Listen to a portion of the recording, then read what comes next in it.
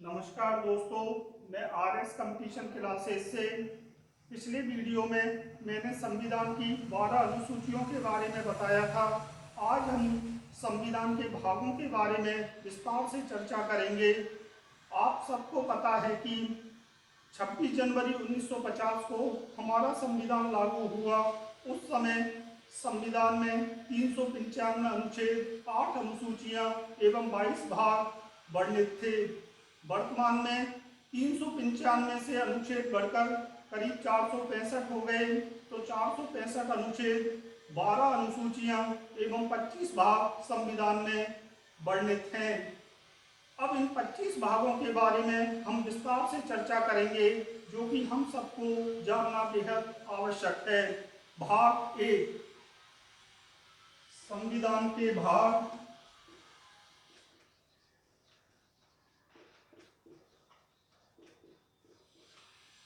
भाग 1, इस भाग का नाम संघ एवं उसका राज्य क्षेत्र है। विषय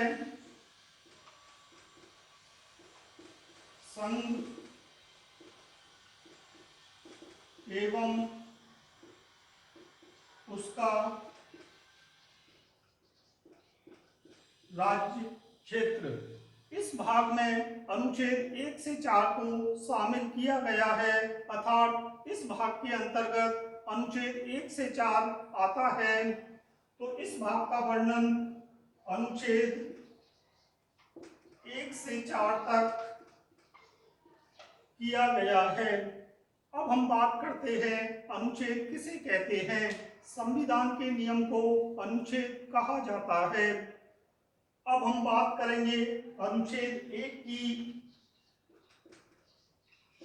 अनुच्छेद 1 में कहा गया है, India that is Bharat shall be union of the states. India that is Bharat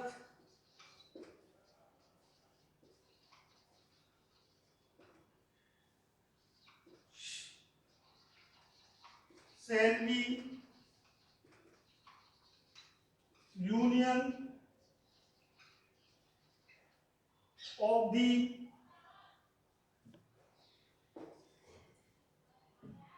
states। इस अनुच्छेद से दो बातें निकल कर आती हैं। हमारे देश के संविधान में हमारे देश को दो नामों से जाना गया है, इंडिया और भारत। दूसरी बात, हमारे देश के संविधान में संघ के लिए फेडरेशन शब्द का प्रयोग न करते हुए यूनियन ऑफ द स्टेट शब्द का प्रयोग किया गया है, अर्थात अनुच्छेद 1 में भारत को, हमारे देश को इंडिया और भारत दो नामों से जाना गया है तथा संघ के लिए यूनियन ऑफ द स्टेट शब्द का प्रयोग किया गया है। अब हम बात करते हैं अनुच्छेद 2 की।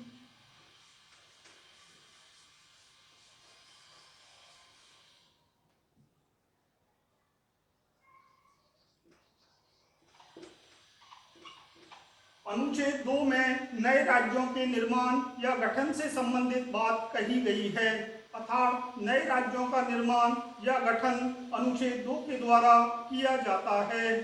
तो अनुच्छेद 2 में नए राज्यों का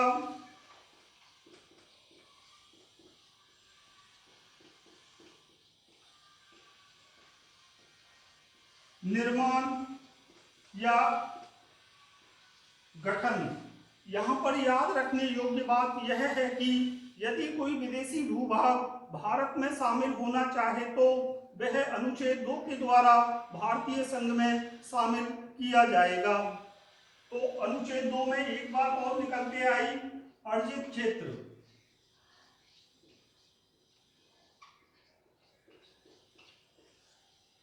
तो अनुच्छेद 2 के द्वारा नए राज्यों का गठन या स्थापना की जाती है, साथ ही अर्जित क्षेत्रों को भारतीय भूभाग में मिलाया जा सकता है। अब हम बात करेंगे अनुच्छेद 3 की।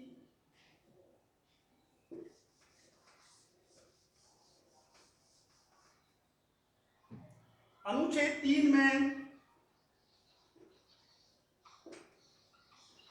नए राज्यों के गठन में वर्तमान राज्यों के क्षेत्रों, सीमाओं, नामों में परिवर्तन किए जाने के बारे में बताया गया है। अर्थात नए राज्यों का गठन किस प्रकार किया जाएगा। नए राज्यों का गठन वर्तमान राज्यों के क्षेत्रों, सीमाओं, नामों में परिवर्तन के द्वारा किया जा सकता है। तो नए राज्यों के गठन में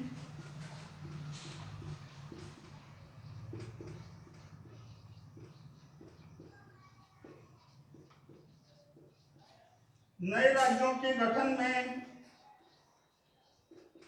वर्तमान राज्यों के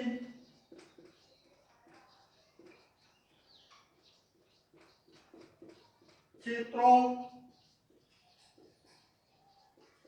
सीमाओं, नामों में परिवर्तन, अर्थात नए राज्यों का निर्माण वर्तमान राज्यों के क्षेत्रों, सीमाओं, नामों में परिवर्तन के द्वारा किया जाएगा। अब हम बात करते हैं अनुच्छेद 4 की।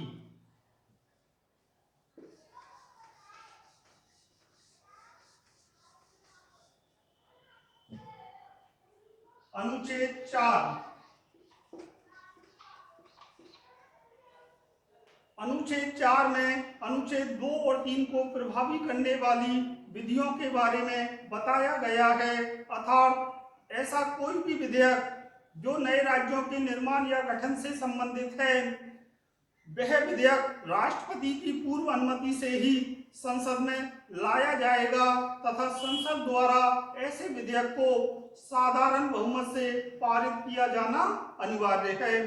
तो अनुच्छेद 4 में अनुच्छेद 2 एवं 3 को प्रभावी करना, अर्थात नए राज्यों से संबंधित विधेयक को संसद द्वारा पारित करने के बारे में बताया गया है। भाग 1 में अनुच्छेद 1 से 4 शामिल हैं। इस भाग का नाम संघ एवं उसका राज क्षेत्र है। अनुच्छेद 1 में India that is Bharat shall be union of the states. इस अनुच्छेद से दो बातें निकलती हैं। हमारे देश के संविधान में हमारे देश को दो नामों से जाना गया है, इंडिया और भारत। भारत 28 राज्यों एवं 8 केंद्र शासित प्रदेशों का संघ है। भारत विनाशी राज्यों का अविनाशी संघ है। अनुच्छेद 1 से दूसरी बात यह निकलती है कि हमारे संविधान में संघ के लिए फेडरेशन शब्द का प्रयोग ना करते हुए यूनियन ऑफ द स्टेट शब्द का प्रयोग किया गया है। तो अनुच्छेद 1 कंप्लीट होता है।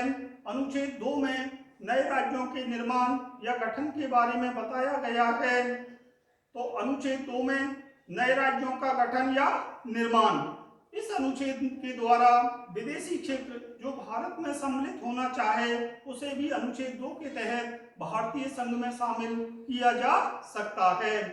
अब हम बात करते हैं अनुच्छेद 3 की। तो अनुच्छेद 3 में नए राज्यों के निर्माण में वर्तमान राज्यों के क्षेत्रों, सीमाओं, नामों में परिवर्तन किया जा सकता है।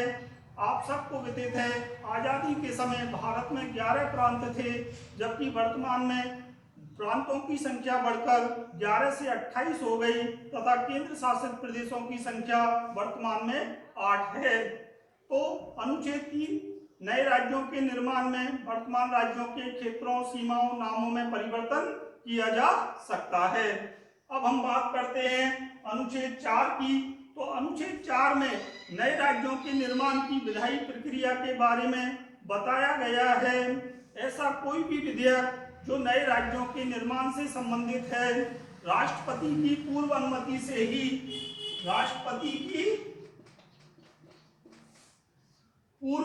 से ही सदन में रखा जाएगा तथा सदन द्वारा उसे साधारण बहुमत से पारित कराना आवश्यक है। आप सबको पता है, हमारे सदन द्वारा 3 प्रकार से बहुमत साबित किया जाता है: साधारण बहुमत, विशेष बहुमत, विशेष बहुमत एवं आधे राज्यों के अनुसमर्थन द्वारा। तो हमने बात की संविधान के भाग 1 की, जिसका नाम संघ एवं उसका राज्य क्षेत्र है। इसमें संविधान के अनुच्छेद 1 से 4 शामिल हैं। अगर आपको ये मेरा वीडियो पसंद आए तो लाइक कीजिए। अगले वीडियो में हम संविधान के अगले भागों के बारे में विस्तार से चर्चा करेंगे। तब तक के लिए नमस्कार। जय हिंद, जय भारत।